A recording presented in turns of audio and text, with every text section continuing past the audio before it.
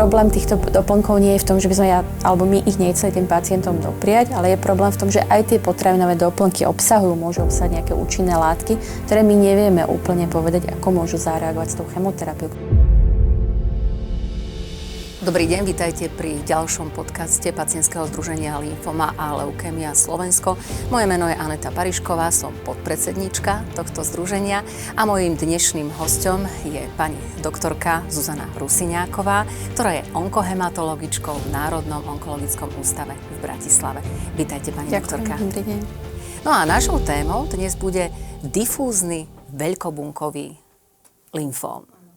Skúsme si charakterizovať skrátka DLBCL. Možno ste sa s tým už niekedy stretli, možno nie. Teraz hovorím k divákom, nie k vám, pretože vy sa s tým určite stretávate pomerne často. Čo je to za lymfóm a ako často sa s ním stretávate? Slovo lymfom je veľmi také nešpecifické, tak ako slovo nádor nič nehovorí o tom, že s akou diagnózou sa stretávate, tak aj lymfom je strašne veľa typov.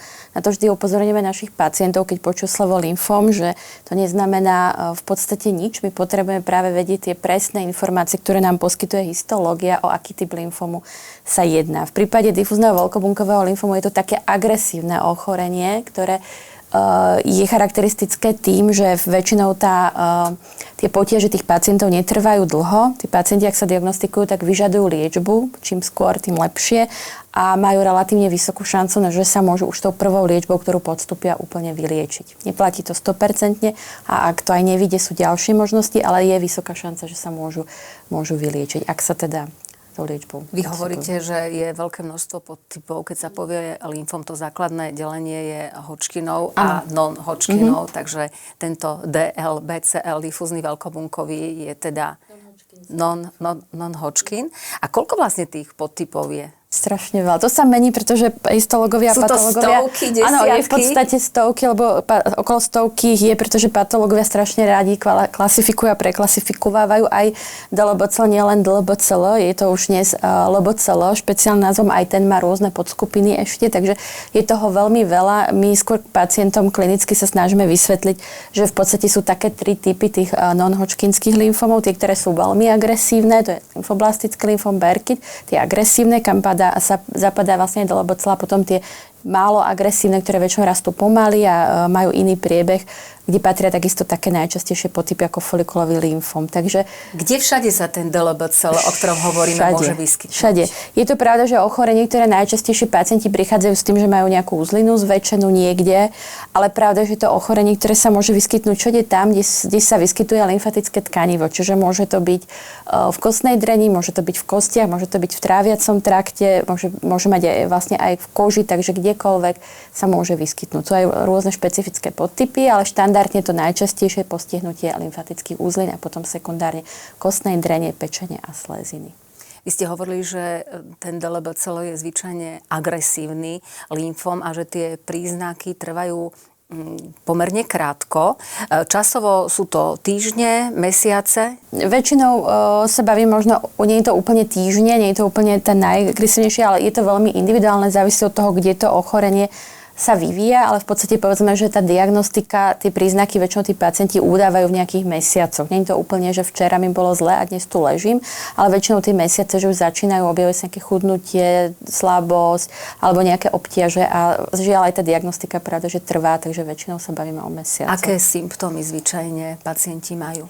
To je veľmi nešpecifické práve tým, že to ochorenie sa môže vyskytnúť skoro kdekoľvek. Sú aj pacienti, ktorí nemajú symptómy a skutočne môže to byť aj náhodný nález, ale vo väčšine prípadov sú to také celkové symptómy. Veľmi také, ako že necítim sa dobre, som unavený, som slabý, chudne možno proste mám nejaké zvýšené teploty a potom si väčšinou pacienti nahmatajú nejakú úzlinu, môžu mať tráviace obťaže, pretože sa to vyskytuje aj v tráviacom trakte, ale nie sú to špecifické ako keby obťaže. Také necítim sa dobre. Väčšina pacientov si to potom už vie spojiť, pravda, že? Ale nie je to nič, čo by vyslovene sme si povedali. Že? Na aké potiaže sa pacienti sťažujú najčastejšie? Pretože už vašimi rukami ich prešlo určite dosť.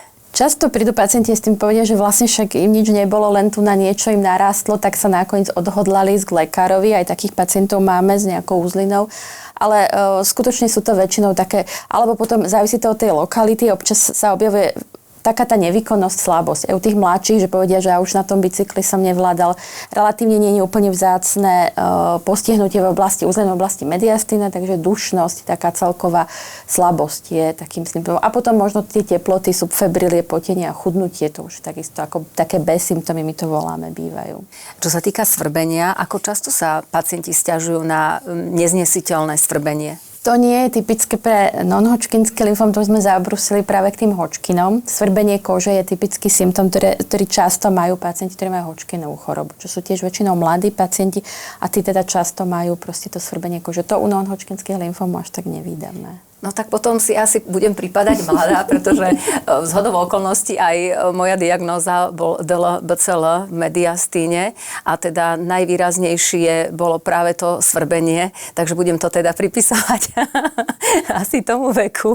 Svrbenie je fakt symptóm Hodgkinovho lymfómu, ale áno, primárny mediastinálny, to je taký špecifický subtyp toho vlastne ako keby tohto ochorenia, toho veľkobunkového lymfómu je také ochorenie, ktoré ale častejšie skutočne býva u tých vekových mladších skupín. Ako sa to diagnostikuje? Pretože hovoríte, že je to agresívny lymfóm, to znamená, asi tu ide o čas, keďže rastie veľmi rýchlo.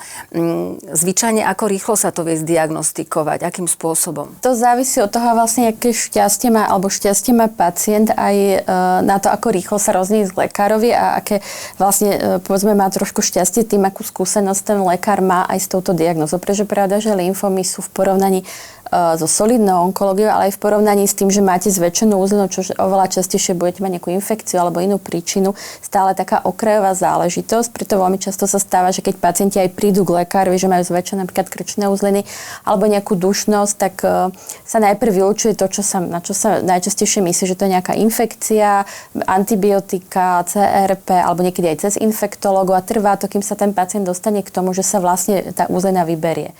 Čo je vlastne základ pre našu diagnostiku je vždy, a vlastne my potrebujeme histológiu, potrebujeme vybrať uzlinu, alebo potrebujeme biopsiu z toho ložiska, kde si myslíme, že to ochorenie je, aby sme vedeli zistiť, čo sa tam deje. A to je niekedy trošičku problém, že tí pacienti niekedy trošku zbytočne majú nejaké kolečko vyšetrení, ktoré vlastne nepotrebujú, ale práve potrebujú rýchlo zdiagnostikovať, vybrať uzlinu, aby sa to dostalo k správnemu patológovi a potom vlastne už keď sa dostanú k nám, alebo teda na tú hemato-onkológiu kdekoľvek v rámci Slovenska, tak tam už potom sa to už pravda, že rieši. Hovoríme o tom, že ten nádor rastie veľmi rýchlo a ide o čas a hovoríte, že vlastne tá diagnostika je pomerne náročná a veľakrát je o šťastí.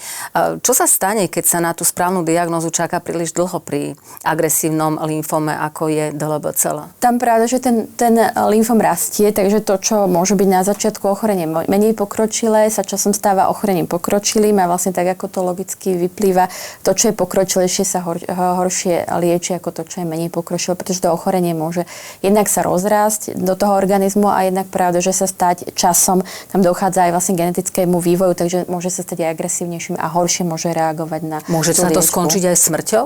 Pacient, ktorý sa nebude vôbec liečiť, pravda, že áno, pretože to ochorenie v závislosti, ako sa nebudete liečiť, tak áno, vás vlastne zabije. Inak, kde sa berie ten DLBCL? Neviem, či sa s tým stretávate, že sa vás na to pacienti pýtajú, že ako sa mi to mohlo stať, keď nikto v rodine to nemal. Ako je možné, že človek dostane DLBCL? To nie je ochorenie, pretože pacienti sa práve pýtajú, že čím je to spôsobené. Nie je to ochorenie, u ktorého máme také genetické podklady, ako máme u niektorých solidných tumorov, ako napríklad u karcinómu prsníka alebo podobne, kde sú genetické zmeny, ktoré sú familiárne viazané. V prípade DLBCL my to tak nemáme. Nemáme, že by sme niečo vyšetrovali a nemáme ani nejakú jasnú súvislosť, že zase u niektorých ochorení vieme, že keď fajčíte a pijete alkohol a podobne, že môžete sa dopracať určitému typu, povedzme, nádoru, tak to nie je. Tam vlastne stále po tých príčinách sa pátra, určite si každý z nás nesie určité genetické predispozície pre rôzne ochorenia a potom to prostredie, v ktorom žijeme a to všetko do toho vplýva a ovplyvňuje to, čo nakoniec vznikne u niekoho iného nie. Ale takže nevieme to povedať, že áno, vy budete mať. Nemáme familiárny výskyt DLBCL ako taký, pravda. Že... Môže to byť spôsobené stresom, ktorý teda znižuje imunitu človeka, že sa tá imunita môže až tak veľmi znížiť, že príde takéto ochorenie, alebo je to len špekulatívna otázka? Je to špekulatívna trošku otázka, ale pravda, že každý stres, ktorý je chronický a dlhodobý, pretože stres je fyziologická reakcia organizmu, keď proste sa niečo akutne deje a bude vás naháňať prehnať medveď, tak vy zareagujete, to je fyziologické. Ale ak žijete v dlhodobom nejakom ťažkom chronickom strese z nejakého dôvodu, akéhokoľvek, tak ten imunitný systém to pravda, že narúša. Takže určite ten oslabený imunitný systém je predispozujúci k rôznym ochoreniam. Často sa stretávame s tým, že niekto je stále v strese a chorý a podobne. Takže to určite má negatívny vplyv, ale nedá sa to povedať tak, že vo strese sme často alebo viacerí a nie každý ochorie takým alebo onakým ochorením, ale chronický dlhodobý stres narúša funkciu imunitného systému, pochopiteľne. A môže sa to napríklad aj stať, že pacient, ktorý má iné ochorenie, napríklad leukémiu, tak časom mu pribudne aj tento lymfom, alebo takéto prípady sa nestávajú vôbec? V prípade, tak to úplne nie. Je taká špecifická jeden typ tohto DLBCL, kedy pacienti, ktorí sa často len sledujú, alebo ktorí majú ochorenie, to sa označuje ako chronická lymfocytárna leukémia, čo je v podstate indolentný lymfom, aj keď sa to volá leukémia, tak toto ochorenie práve v určitých okolností pri dlhom dobe sledovania sa môže zmeniť na ten agresívny DLBCL, to sa označuje ako Richterová transformácia a to je vlastne už potom ako DLBCL, takže to sa môže vyskytnúť takisto. Hovoríme o tom, že DLBCL je agresívny, to znamená, že asi v tomto prípade watch and wait systém, to znamená len pozorovať a čakať nie je možné, takže vo všetkých prípadoch bez ohľadu na stupeň ochorenia je nevyhnutná liečba pri DLBCL? Áno, na rozdiel od tých lymfomov, ktoré sú niektoré, my označujeme ako indolentné, najčastejším predstaviteľom folikulový lymfom, kde časť pacientov sa môže sledovať a často sa sleduje dlho, alebo u práve uvedenej chronické lymfocytárnej leukémie, tak v prípade DLBCL to neplatí. V prípade DLBCL bez ohľadu na to, či to je klinické štádium a pokročilé, že máte jednu uzlinu, alebo či máte proste rozsiahle ochorenie, tak tá liečba musí byť. Pravda, že tá liečba sa prispôsobuje tomu, aký rozsah je toho ochorenia. To je vždy zásadné, to je ten druhý krok potom, keď zistíme, že má pacient DLBCL, že musíme stanoviť presne, aký rozsah toho ochorenia, aby sme vlastne pre neho vedeli vybrať tú liečbu, ktorá bude adekvátna, čiže dostatočná, ale súčasne je pravda, že nie nadmerná. Takže ani nie slabá, ani nie silná, ale taká, ktorá by mala fungovať. Stalo sa vám niekedy, že by niekto, kto už má diagnostikovaný difúzny veľkobunkový lymfóm, odmietol liečbu? Povedal by, že jednoducho nie, lebo nejaký iný spôsob, prírodný, alebo neviem, aký si vybral? Ono na začiatku, pri tej diagnoze je to pre veľkú väčšinu pacientov pravda, že šok. Pre skoro každého je to šok, keď sa dozvie, že má nejaký nádor alebo že má lymfom. A tá predstava okamžite je nejaká, že to je niečo ako hrozné, čo musí skončiť zle. Takže na to pacienti reagujú rôzne. Sú niektorí, ktorí skutočne začnú na začiatku premýšľajú, ale veľká väčšina z nich sa vlastne nejakým spôsobom nakoniec vlastne obráti na tú liečbu a chce sa liečiť. Raritne sa stáva, že sa niekto rozhodne, že sa liečiť nechce a chce podstúpiť nejakú alternatívnu liečbu, čo je pravda, že môže a má na to právo. Ale môže to fungovať? Ja som sa s tým ešte nestretla, aby to fungovalo. Aby teda pacient niekto prišiel a po 5 rokoch nám povedať, že sme mu diagnostikovali DLBCL a je zdravý. Takže aj ten, kto sa pokúsi o alternatívnu liečbu, nakoniec bude musieť skončiť pri tej agresívnej liečbe. Nemusí, ale ako stáva sa nám to, že aj pacienti, ktorí na začiatku váhajú alebo povedzme povedia, že to chcú premyslieť, tak väčšinou prídu, ale často potom už v tom stave horšom a vlastne to je to, čo si vlastne musí každý uvedomiť, že tá liečba potrebuje, alebo tá liečba takisto je vhodná a v tom správnom čase, že ten čas sa dá prešvihnúť a potom aj napriek tomu, že ten pacient môže byť mladý, starý, zdravý, ale vlastne už tá liečba efektívna nemusí byť. Je to inak aj vekovo nejako, tie podtypy sú vekovo nejako rozložené, že niektoré sa týkajú skôr mladších pacientov a niektoré starších? Práve ten primárny mediastinálny je to ochorenie, ktoré vydávame u tých mladších pacientov. Na klasický DLBCL býva u tých starších. Ale DLBCL je taký tento ochorenie, ktoré sa môže vyskytnúť práve, že v každom tom veku od 18 až po 90 alebo 95 až 100. Takže, ale áno, niektoré typy sú trošičku častejšie u tých mladších pacientov. A úplne najčastejší podtyp je teda ktorý? Respektíve miesto, kde sa ten difúzny veľkobunkový lymfóm vyskytuje? Uzliny, pravda, že sú najčastejšia lokalita, kdekoľvek po tele. Vo väčšine prípadov to DLBCL, keď pacienti prídu, tak už to veľmi zriedka sa stretávame s tým, že je to skutočne lokalizované ochorenie. Aj s tým sa niekedy stretávame, že to povedzme len jedna lokalita uzlina na krku a podobne. Vo väčšine prípadov je to ale už také ochorenie, ktoré sa vyskytuje vo viacerých uzlinách. Čiže vždy sa na to, a to je dôležité, pretože pacienti sa ešte niekedy pýtajú, či sa to nedá vyoperovať, že vyoperujeme všetky uzliny. Vyrezať, áno, dať áno, preč. lebo pozerajú sa na to pretože pohľadom tej solidnej onkológie pochopiteľne, ale to nie je možné, pretože s výnimkou skutočne tých lokalizovaných počiatočných štádií, ktoré sú vzácne, tým, že je to ochorenie, ktoré súvisí s lymfatickým systémom a vlastne s lymfocytmi, s bielými krvinkami, tak sa na to vždy musíme pozerať ako ochorenie, ktoré je systémové. A to znamená, musíme sa to podieľať tak, že keď tie uzliny sú zväčšené, tak tie lymfocyty zlé, patologické, keď my ich nevidíme, môžu plávať všade v tom tele, takže tá systémová liečba, ktorá vo väčšine prípadov má dnes charakter imunochemoterapie, je vlastne pre zásadná na to, aby tá liečba fungovala. A nestačí len lokálna liečba s výnimkou skutočne niektorých tých začiatočných štádií. Už ste hovorili, že takmer každý, kto sa dozvie túto diagnózu, utrpí veľký šok, pretože to znie hrozne. Čo potom vlastne tým pacientom hovoríte? Pravda, že väčšine v tom prvom ráze tí pacienti pri slove lymfom končia, tam už potom dlho vlastne nepočujú nič, oni si to nepamätajú, skoro nič, čo im poviete, pretože pravda, že tá informácia je tá hematológia, hemato-onkológia má takú trošičku, alebo tak vlastne onkológia ako taká tú auru toho, že to znamená, že keď povie sa nádor, že ten svet ale končí, ale tá efektivita, úspešnosť liečby sa pravda, že zvyšuje vo výraznej miere. Čím ďalej, tým viacej, takže vlastne... Aká je v súčasnosti?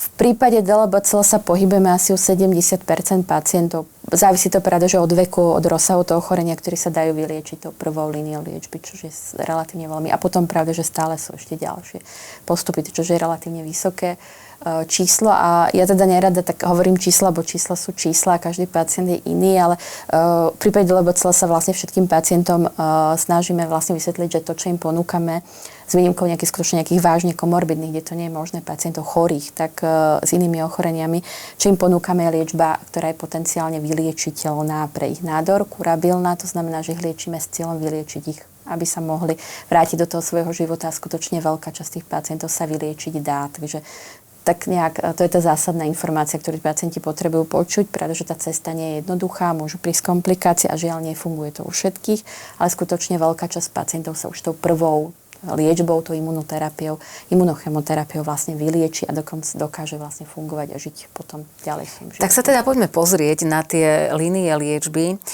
Mňa by napríklad zaujímalo, či vlastne ten spôsob liečby sa líši od toho, kde sa ten nádor, tá nádorová masa nachádza. Či je to povedzme len na krku, alebo v hrudníku, alebo v bruchu. Líši sa liečba? Alebo keďže hovoríte, že je to systémové ochorenie, že v zásade na mieste nádoru nezáleží, ale na tom, v akom štádiu to je? Áno.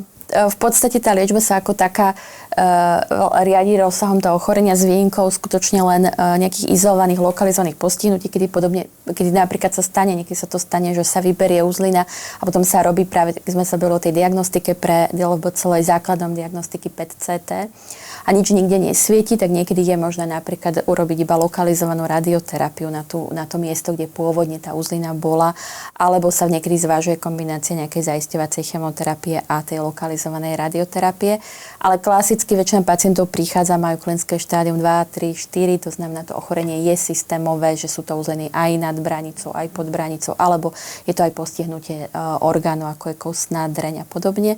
Tak tam vlastne vždy základom je tá imunochemoterapia, to znamená chemoterapia, čo práve, že pacienti neradi počujú. A to imunoterapia, to znamená nejaký prídavok tej biologickej, v prípade DLBCL sa to volá rituxima, biologickej liečby, ktorá funguje iným spôsobom ako tá konvenčná klasická chemoterapia.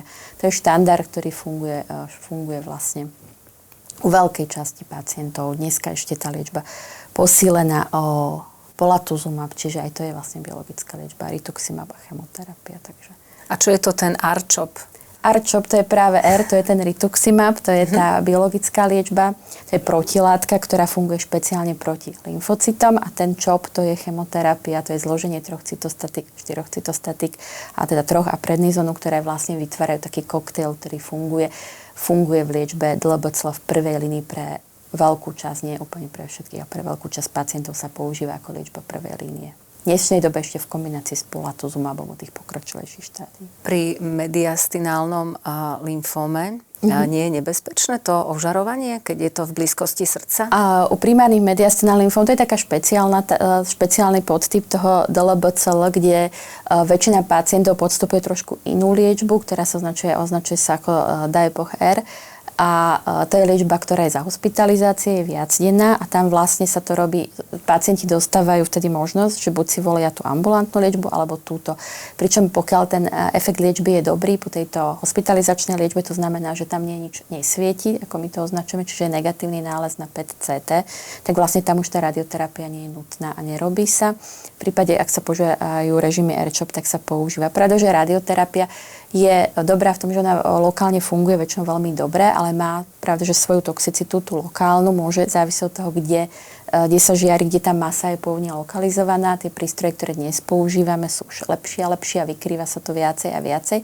Ale to riziko tej toxicity, tam sa myslí hlavne tá neskorá toxicita. A keďže sa bavíme o mladých ľuďoch, ktorí majú povedzme 20, 30, 40, takže my predpokladáme, že tu budú za 30 rokov a podobne 40 rokov, tak tam je riziko práve, že kardiotoxicity a je to aj riziko sekundárnych maligných, hlavne v prípade žien to môže byť vlastne prsník a podobne, štítna žľaza. Takže... To znamená, inými slovami, pokiaľ sa nachádza ten lymfóm mediastíne, môže sa potom neskôr objaviť, ak teda by došlo k ožarovaniu, buď rakovina prsníka, alebo problémy so srdcom. Napríklad, áno, pravda, že je to Asi za akým časovým odstupom? Je to bavíme, bezprostredne po liečbe? Nie, to sa bavíme, tie odstupy sú, povedzme sa bavíme o 15-20 rokov, to je ako neskôr. Keď už aj zabudneme na liečbu, tak potom vlastne môže prísť nemilé prekvapenie ako následok? Ale pravda, že každá chemoterapia, aj keď nebudeme používať radioterapiu, so sebou nesie riziko sekundárneho toho druhého nejakého iného nádoru, neskorého nádoru, tak nebavíme sa o roku, o dvoch, ale bavíme sa vlastne o už tak 10 ročiach, keď to tak poviem.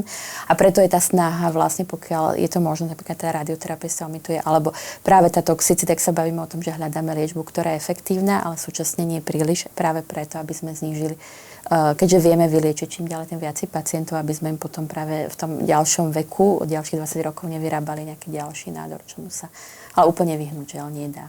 Vy ste skúsená onkohematologička, venujete sa tejto oblasti už veľa rokov, takže už viete porovnať spôsoby liečby pred rokmi a ako je to v súčasnosti. Veľa sa teraz hovorí o personalizovanej liečbe, o inovatívnej liečbe, o karteterapii.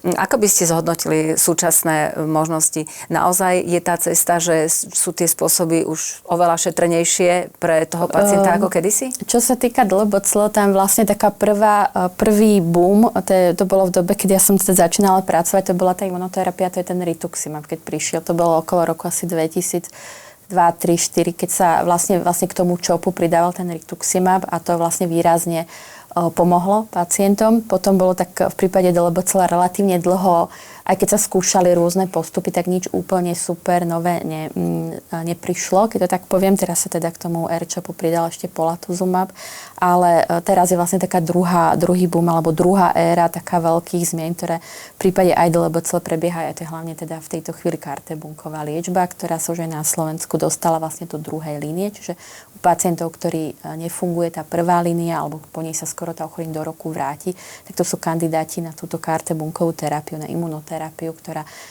má stále ešte vysokú šancu na to, že ten pacient vlastne môže sa vyliečiť touto terapiou. Ako dlho na Slovensku už je poskytovaná kartebunková liečba? Na ENO vlastne my sme začínali v roku 2000, teraz je čo, 2026, 2023 v máji, myslím 2023, 4-5, áno. Áno, 2023 sme začínali kartebunkovou liečbou. Takže už máte nejaké konkrétne skúsenosti, konkrétnych pacientov? Ako to vyzerá, ako sa darí? Máme celkovo my už odliečených, nie len teda s diagnózou DLBCL, lebo má to ešte aj iné indikácie a teda na Slovensku okolo 80 pacientov odliečených. Určite minimálne 50 je s diagnózou DLBCL. A začínali sme aj v neskorších štádiách, teraz už máme túto druhú líniu. Určite čím skôr, tým lepšie, to je jasné. A je to liečba, kde vidíme, že aj u pacientov, ktorí majú skutočne zlé a agresívne sa chovajúce ochorenie, kde pravdepodobnosť, že by sme už tou konvenčnou liečbou, čiže nejakou ďalšou chemoterapiou dosiahli nejaký úspech je veľmi malá, tak máme aj tu u týchto u niektorých pacientov úspechy a sú v remisii už dlhšiu dobu, takže tam je šanca na to, že tá liečba týmto pacientom takisto prinesie vyliečenie. Aj vás niektoré prípady prekvapili, že ste si povedali, fíha, to je zázrak, že to sme ani nerátali, že by to mohlo dobre dopadnúť? Ano. Vždy našťastie sú aj takí pacienti, aby sme tú prácu mohli robiť, tak musia prísť za nejakými, ja to volám hollywoodske zázraky, tak deje sa aj to. Áno, mali sme pacienta, ktorý mal extrémne agresívne ochorenie, ktoré nereagovalo vôbec na nič, na veľmi agresívne liečby a vôbec sme neočakávali, že ten pacient dosiahne efekt po kartebunkovej liečbe. Tento PET-CT, ktoré potom mal, bol vlastne skoro zázrak a je to už viac než rok a stále v tej remisii. A bol to vekovo mladý alebo starší pacient? Tak okolo 50, nebol starý, bol okolo 50 taký. Ale v dobrom klinickom, ako predtým v dobrom klinickom stave to ochorenie bolo veľmi, veľmi agresívne. Takže, a takých pacientov máme skutočne viacej, ale nie žiaľ všetkých, ale máme, takže.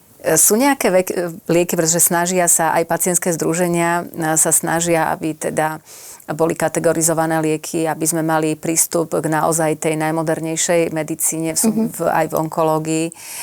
Sú nejaké lieky, ktoré by ste si prijali, aby sa používali aj na Slovensku, lebo viete o nich, že sa používajú inde v Európe a sú vysoko účinné. Je taký liek? My teraz veľmi dlho čakáme už na Slovensku, pretože v ostatných krajinách Európskej únie už je to dostupné na bišpecifické protilátky. Jedným z tých liekov je glofitamab, čo sú lieky, ktoré sú takou alternatívou trošku tej kartebunkovej liečbe a hlavne sú šetrnejšie a tak buď dizajnované pre tých starších pacientov, ktorí povedzme nie sú už pre tú kartebunkovú liečbu vhodní, alebo ju nechcú podstupovať z rôznych dôvodov, alebo takisto určitú alternatívu tam, kde ešte tá kartebunková liečba nefunguje a tie výsledky nie sú zlé a boli by sme veľmi radi, lebo už teraz vlastne sú takisto schválené do druhej línie liečby aj v kombinácii s chemoterapiou. Sú takto dostupné aj napríklad v Českej republike a u nás teda na to čakáme už teda dlho. Nevieme, kedy sa toho dočkáme. Určite ale to je liek, ktorý by bol veľmi užitočný. Teda. To si myslím, áno, znova teda treba povedať, že je to ďalší liek, ktorý je drahý. Žiaľ, tá hematológia je semenišťom veľmi drahých liekov, takže je to z ďalších liekov, ktorá tá liečba stojí dosť peňazí, ale ten efekt tej liečby určite je, a je to znova imunoterapia, čiže má svoje nežiaduce účinky, ale určite je šetrnejšia z hľadiska povedzme orgánovej toxicity oproti klasickej chemoterapii, čiže pre tieto vyššie ročníky určite vlastne ideálna, alebo teda bola by vhodná. Alebo hovoríte, že v podstate je možné pacienta s lymfómom vyliečiť až do takého stavu, že jednoducho dokáže normálne fungovať a dokonca určite aj pracovať, teda byť aj takýmto prínosom pre spoločnosť. Je to cieľ a v prípade DLBCL určite, hlavne pretože veľa tých pacientov sú ešte pacienti mladí v produktívnom veku a je veľa pacientov, ktorí sa vracia a je to cieľ, aby sa vrátili do toho svojho života, žili ho tak, jak teda to uznajú za vhodné a môžu, pretože vždy nejaké limity život prináša, ale väčšina, veľká časť nich sa skutočne dokáže do toho života vrátiť a fungovať. Ešte som sa chcela opýtať na tú samotnú liečbu, na tú chemoterapiu, lebo toho sa človek bojí, pretože vie o vypadaných vlasoch a tak ďalej. Ľudia sa ešte boja, keď videli niekde vo filmoch, že človeku je stále zlé a na zvracanie a tak ďalej. S akými najčastejšími prejavmi človek musí počítať, keď jednoducho príde tá náročná liečba, čomu sa jednoducho ťažko vyhne? Čo sa týka tej klasickej imunochemoterapie, tak žiaľ pri tejto liečbe vlasy vypadávajú. Teda pacienti sa na to pýtajú, oni to majú vlastne aj v našich týchto papieroch, ktoré dostávajú, tých edukačných materiálov, ktoré je napísané, takže s tým treba počítať, ale takisto vlastne po tej ukončení liečby väčšinou tie vlasy veľmi rýchlo narastú, ešte často na konci už liečby začínajú, takže to je taký ako viditeľný, ktorý ako z hľadiska objektívneho pre nás nemá, ale pravda, že nejaký zmysel pre toho pacienta psychologicky je to veľmi ako výrazná vec, ktorú pacienti vnímajú, negatívna. Čo sa týka vlastne tých nevoľností, tam je to veľmi individuálne, pretože tam okrem toho, že pravda, že objektívne tá chemoterapia má svoju toxicitu, tak my zase na druhej strane tie lieky, ktoré sa dnes používajú proti nevoľnosti, sú úplne iné, než boli pred 15-20 rokmi. Takže prípadne napríklad týchto režimov, čo sa používajú u DLBCL, ktorí sú ambulantné, tak tá metogénnosť nie je až tak vysoká a tie antiemetika sú veľmi dobré. Takže veľká väčšina pacientov to toleruje dobre, už nemáme, takže by niekto skutočne ako zvrácal nejak výrazne, ale pravda, že určitá nevoľnosť tam môže prebiehať a pretrvávať, to je veľmi individuálne u každého pacienta. pacienta, takže to takisto riešime. A tam hraje veľmi veľkú úlohu aj určité nastavenie v tomto toho pacienta. To sa, ako pacient, ktorý sa bojí a sa na to chystá, a potom, ak mu je prvýkrát zle, tak potom väčšinou sa to s ním už ako ide tá nevoľnosť ďalšia. Takže je to také skôr psychosomatické? Je trošičku áno, pretože je to aj objektívne, tá liečba je metogénna, preto tá medikácia tam je a je skutočne ako dnes už intenzívna, ale treba sa vlastne trošičku aj to nastavenie a potom tú stravu a pravda, že treba mu prispôsobiť, ale túto liečbu napríklad u pacientov DLBCL ten ČOP väčšina toleruje vlastne, čo sa týka toho dohľadu. Dá sa vyhnúť tomu, aby človeku počas liečby imunita striedavo padala, dvíhala sa a aby mal, povedzme, ústa obsypané aftami, keď má tú imunitu prudko zníženú. Dá sa tomu vôbec vyhnúť? Nedá sa tomu úplne vyhnúť, lebo pravda, že tak, ako vravíte, ten imunitný systém dostáva vlastne tou chemoterapiou zabrať. Tam sú také obdobia, tieto režimy, ktoré väčšinou idú v 3-týždňových intervaloch, kedy tie krvinky, kedy sa dajú očakávať, kedy tie krvinky sú najnižšie. Zase je to individuálne, niektorí tí pacienti klesajú výrazne, niektorí vlastne menej, ale to je to obdobie, kedy celé to obdobie tej liečby je obdobím, kedy ten pacient je výrazne náchylný z hľadiska infekcií, nielen z hľadiska bakteriálnych, z hľadiska tých vírových. A všetci žijeme v prostredí, dýchame vzduch a veľká časť tých infekcií, povedzme aj bakteriálnych, je, voláme to endogénnych, čiže vychádza z toho, že my všetci sme osídlení baktériami a tie s nami väčšinou žijú a nerobia nám problémy, ale v momente, keď ten imunitný systém sa extrémne oslabí, čož my ho pravda, že oslabíme tou chemoterapiou a celou tou liečbou, tak vlastne tie infekcie vznikajú aj sami z tých baktérií, ktoré sú inak súčasťou nášho tráviaceho traktu a podobne. Takže nedá sa tomu úplne vyhnúť. Treba sa naučiť s tým fungovať, takže trošku si treba dávať pozor, ale sa na druhej strane pacient by nemal sedieť niekde doma a čakať na to.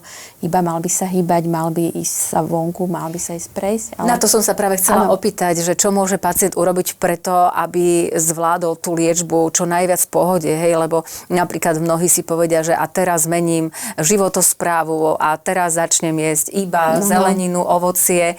Ako by to malo vyzerať? Mal by veľmi obmedziť stravu, znížiť príjem kalórií, alebo naopak posilňovať to telo dobrým a možno výdatným jedlom? Áno, ja si myslím, že vlastne tá liečba a to všetko, čo ten pacient postupuje, je už tak veľká záťaž pre toho človeka aj pre to telo, že asi táto doba nie je tým hlavným miestom, kedy by mal sa rozhodnúť extrémne zmeniť všetky svoje návyky. Tým nehovorím, že by sa tých úplne nevhodných nemal zdať, ale zmeniť návyky, ale skôr by mal byť k sebe ako dobrý. Ja to tak volám v tej fáze, lebo pravda, že to telo dostáva zabrať, takže malo byť dobrý aj k tomu telu. Takže určite pokiaľ, jednak, ak je toho schopný, ak sa cíti dobre, by sa mal hýbať, nemal by určite sedieť, ležať na posteli, na prechádzky vonku.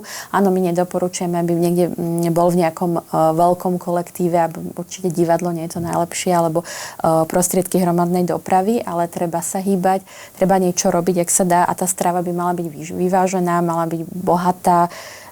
Takže určite toto nie je to miesto, kedy sa rozhodneme pre nejakú radikálnu dietu alebo to, že sa z nás stanú, ako keď sme mali radi mäso, na druhý deň vegáni.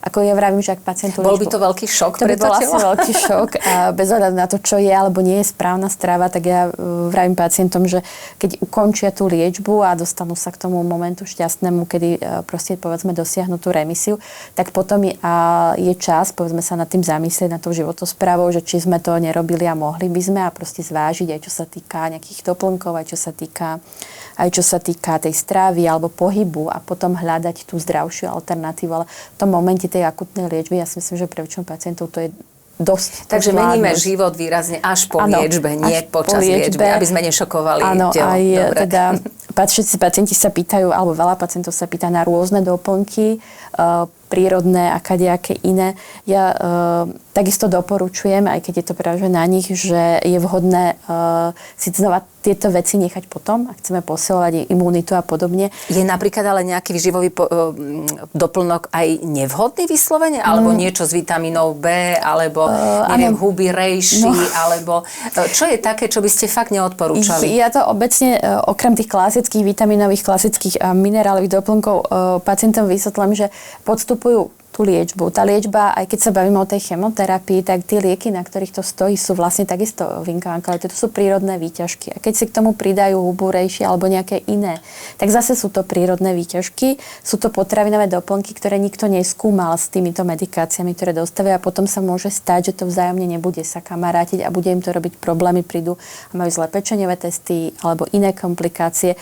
Takže problém týchto doplnkov nie je v tom, že by sme alebo my ich nechceli tým pacientom dopriať, ale je problém v tom, že aj tie potravinové doplnky môžu obsahovať nejaké účinné látky, ktoré my nevieme úplne povedať, ako môžu zareagovať s tou chemoterapiou, ktorá práve že obsahuje takisto prírodné účinné látky. Takže je vhodné si tieto veci nechať potom, keď už teda budeme po chemoterapii a keď vlastne vieme, čo užívame a nevieme a vieme, že sa to proste nebude miešať s ničím iným. To sa nám stáva občas, že potom skutočne zistíme, že niečo sme jedli a nebolo to. Prečo napríklad nie je vhodné, ak si dobre pamätám, jesť grapefruit počas liečby?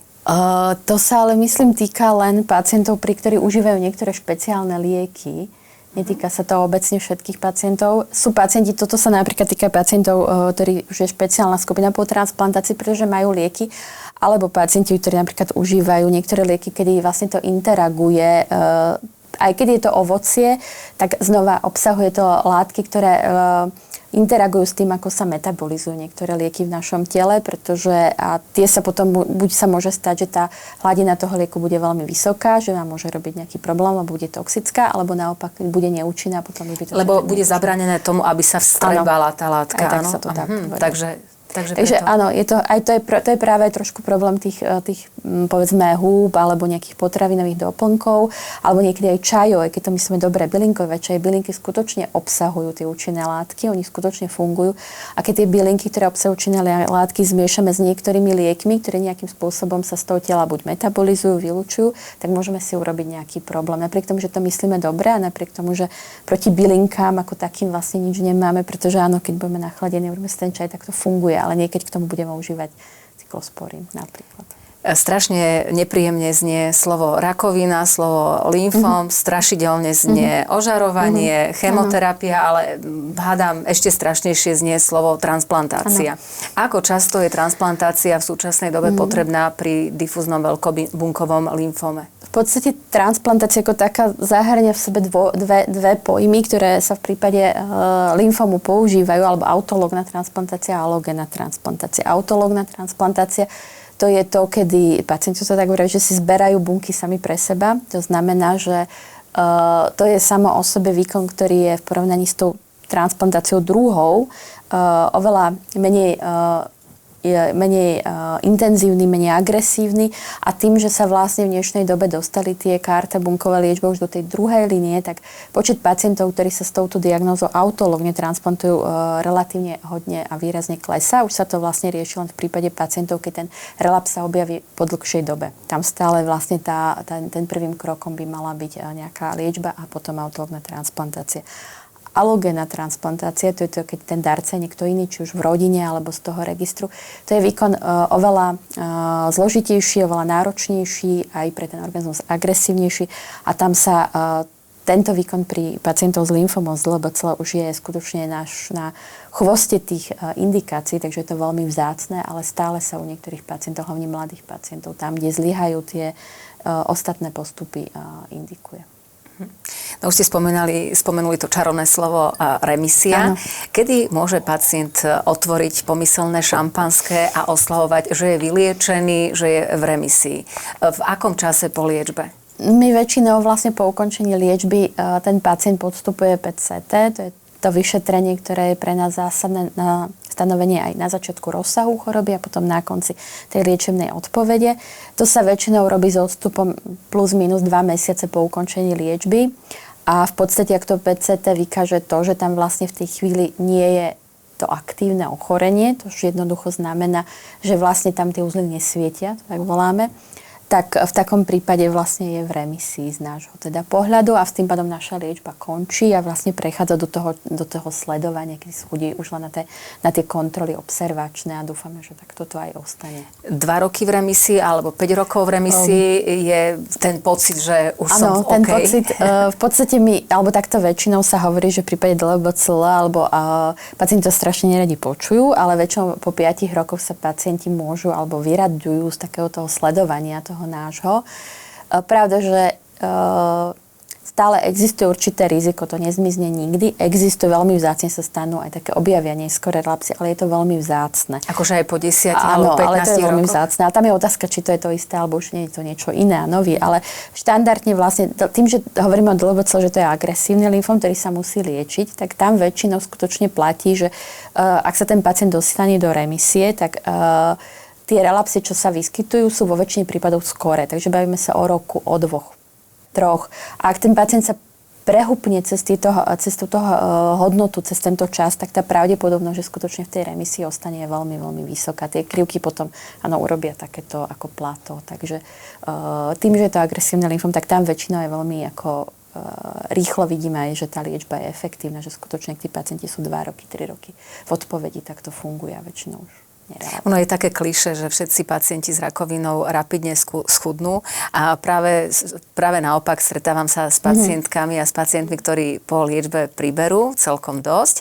A v móde je napríklad Ozempic alebo podobné prípravky, ktoré sa snažia ľudia použiť na chudnutie, ale počula som, neviem, či je to pravda, pýtam sa vás, že potom to svietenie na PET-CT môže byť negatívne ovplyvnené, ak by si človek dával Ozempic a chcel byť nejako schudnúť. A zaujíma ma vlastne, či je to vôbec vhodné pre pacienta v remisii, aby sa pokúšal schudnúť takýmto chemickým spôsobom. Určite nie. Čo sa týka, stane sa niekedy, že pacienti vlastne aj napriek tomu, že prídu a často akože schudnú, ale niektorí naši pacienti paradoxne priberajú, pretože súčasťou tej liečby sú kortikoidy, prednizon, takže niektorí na to reagujú a niektorí skutočne potom, keď tú liečbu ukončia, tak skutočne priberú. Ja tomu vravím, že to je tým, že to telo si tie zásoby zberá späť, lebo sme ho vystavili bojí, že že sme ho vystavili takému extrémnemu stresu a teraz sa snaží k tomu vrátiť, čož pretože neznamená, že potom máme keď skončíme liečbu, že v poriadku, ak priberieme teraz 30 kg,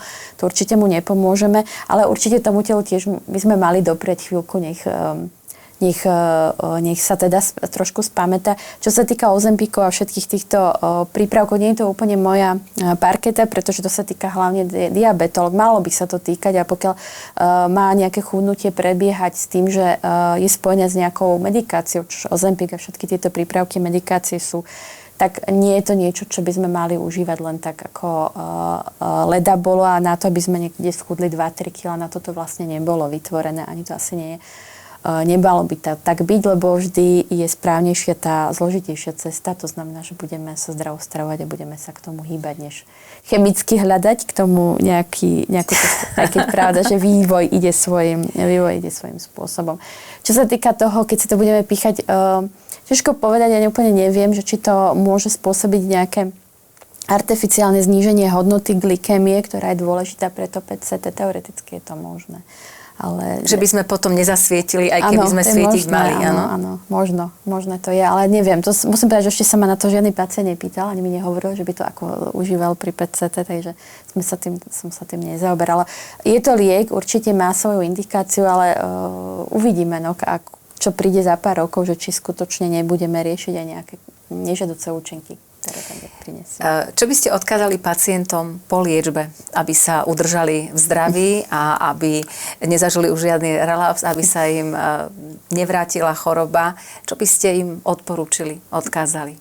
Tak nikto z nás vlastne nevidí tú budúcnosť, takže nedokážeme nikomu zaručiť, ani my, ani nikto, že skutočne ako to, čo sme dosiahli, vydrží, ale je tá situácia niekedy taká paradoxná, často pacienti prichádzajú s tým, že oni skutočne zvládnu veľmi dobre tú liečbu, lebo sa nastavia a vlastne musia to vybojovať. A keď tá liečba skončí, keď sa majú vlastne tešiť, lebo dosiahnu tú remisiu a mali by sa vrátiť do toho života, tak často príde trochu taký útlm. že tí pacienti sa ako keby aj psychicky prechodne ako keby zhoršia, alebo už je to takéto obdobie, aj to okolie má očakávanie, že teraz si zdravý, už sa máš dobre a teraz prečo sa sťažuješ. Ale to nie je proste pravda, pretože to telo je vyčerpané, ten človek je vyčerpaný a je normálne proste potrebovať aj čas, aby sa znova sme sa prenastavili a boli schopní k tomu životu vrátiť normálnemu. Takže treba byť vlastne k sebe tolerantný na jednej strane a brať to normálne, že tie prepady tam sú a zase na druhej strane zase sa trošku aj donútiť, ako keby do toho života vrátiť a zase sa nevzdať, že už je to všetko. Ale nie, že to tak bude, ale pravda, že pacienti sa boja pochopiteľne. Pani doktorka, veľmi pekne vám ďakujem za rozhovor a želám pekný deň. Ďakujem, Dovidenia. Dovidenia.